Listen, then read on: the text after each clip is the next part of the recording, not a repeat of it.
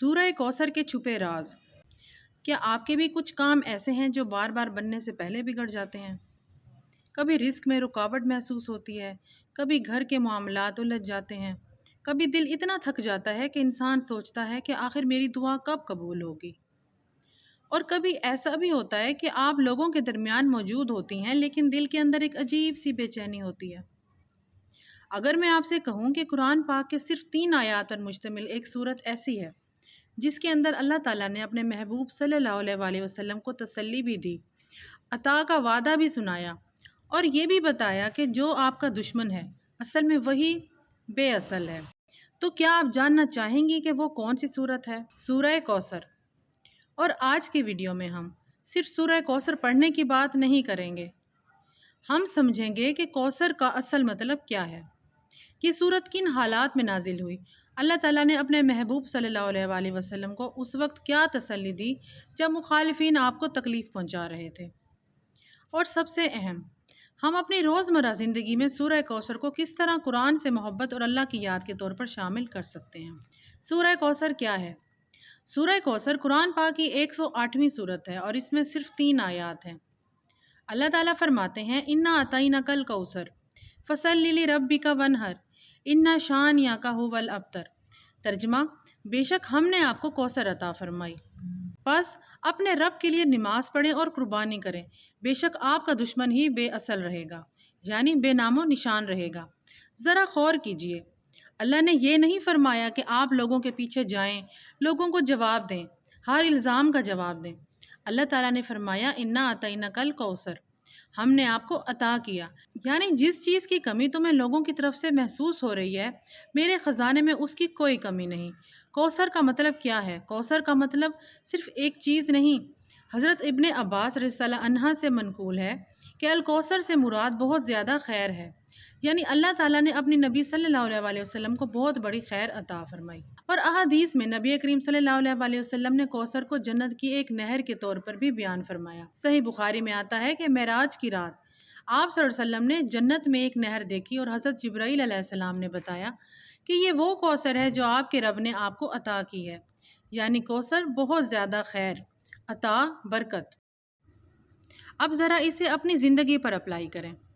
کبھی ہمیں لگتا ہے کہ ہمارے پاس بہت کم ہے، لیکن اللہ ہمیں یاد دلاتا ہے میری عطا تمہاری نظر آنے والی چیزوں سے کہیں زیادہ ہے۔ یہ سورت کن حالات میں آئی؟ مکہ میں نبی کریم صلی اللہ علیہ وسلم کو شدید مخالفت کا سامنا تھا، آپ صلی اللہ علیہ وسلم کو تکلیف دی گئی، آپ صلی اللہ علیہ وسلم کا مذاق اڑایا گیا، اور مخالفین نے آپ صلی اللہ علیہ وسلم کے بارے میں ایسی باتیں کہیں جن کا مقصد آپ کو دل آزاری پہنچانا تھا۔ اسی ماحول میں سورہ کوثر ایک بہت بڑی تسلی بن کر آتی ہے۔ لوگ کہتے تھے کہ محمد صلی اللہ علیہ وسلم کا کوئی باقی رہنے والا اثر نہیں ہوگا، لیکن اللہ نے فرمایا اِنَّا أَعْطَيْنَاكَ الْكَوْثَرَ، ہم نے آپ کو کوثر عطا فرمائی۔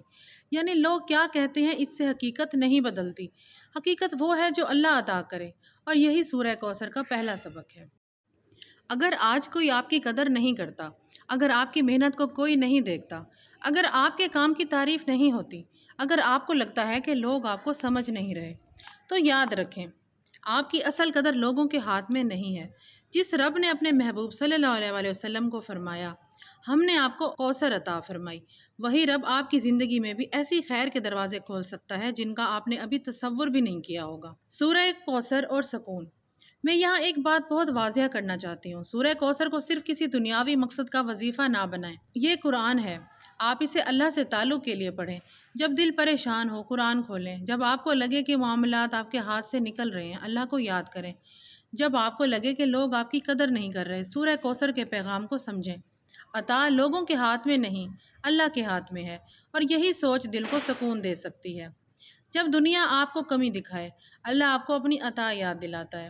دنیا کہتی ہے تمہارے پاس یہ نہیں، اللہ فرماتا ہے میں نے تمہیں کوثر دی۔ دنیا کہتی ہے تم ختم ہو گئے، اللہ فرماتا ہے تمہارے دشمن ہی بے نام و نشان رہیں گے۔ دنیا آپ کی قدر نہ کرے، آپ اللہ کی عطا کو دیکھیں، دنیا آپ کو کم سمجھے، آپ اپنے رب کی نظر میں اپنی بندگی کو دیکھیں۔ آج سے سورہ کوثر کو اپنی روزمرہ زندگی کا حصہ بنائیں، جلدی میں نہیں، صرف تعداد پوری کرنے کے لیے نہیں، بلکہ کبھی بیٹھ کر اس کا ترجمہ سمجھ کر پڑھیں، پھر اللہ سے کہیں یا اللہ جس طرح تو نے اپنے محبوب صلی اللہ علیہ وسلم کو کوثر عطا فرمائی، مجھے بھی اپنے فضل سے خیر، برکت، سکون اور حلال رزق عطا فرما، میرے گھر میں برکت دے، میرا کام آسان فرما اور میرے دل کو اپنی محبت سے بھر دے، اور پھر اپنی کوشش جاری رکھیں، کیونکہ قرآن ہمیں صرف خواب دیکھنا نہیں سکھاتا، قرآن ہمیں اللہ پر بھروسہ کرتے ہوئے صحیح راستے پر چلنا بھی سکھاتا ہے۔ اور اب آخری پیغام، اگر آپ کی زندگی میں کوئی ایسا معاملہ ہے جو رکا ہوا ہو، کوئی دعا ہے جس کا جواب ابھی نہیں آیا، کوئی ایسا کام ہے جو بار بار بگڑ رہا ہے، تو صرف یہ مت دیکھیں کہ میرا کام کیوں نہیں بن رہا، کبھی یہ بھی دیکھیں کہ اللہ مجھے کس چیز کے لیے تیار کر رہا ہے، کیونکہ کوثر کا مطلب ہی ہے بہت زیادہ خیر، اور کبھی کبھی اللہ کی عطا ہماری مرضی کے وقت پر نہیں آتی، مگر جب آتی ہے تو ہمیں سمجھ آتا ہے کہ اللہ نے مجھے میری مانگی ہوئی چیز سے بھی بہتر چیز دی تھی۔ تو سورہ کوثر پڑھیں، اسے سمجھیں، اس پر غور کریں اور اپنے رب سے امید نہ چھوڑیں۔ اگر یہ ویڈیو آپ کے دل کو چھو گئی ہو تو اسے کسی ایسی بہن تک ضرور پہنچائیں جو اس وقت اپنی زندگی کی کسی مشکل مرحلے سے گزر رہی ہے۔ شاید اسے آج صرف ایک چیز کی ضرورت ہو، یہ یاد رکھنے کی کہ اللہ کے خزانے ختم نہیں ہوتے۔ انا آتینا کل کوثر، ہم نے آپ کو کوثر عطا فرمائی۔ اللہ ہمیں قرآن کو سمجھنے، اس پر عمل کرنے اور اس کے ذریعے اپنے رب کے قریب ہونے کی توفیق عطا فرمائے۔ آمین یا رب العالمین۔ آپ سے ملوں گی میں اپنی نیکسٹ ویڈیو میں، تب تک کے لیے اللہ حافظ۔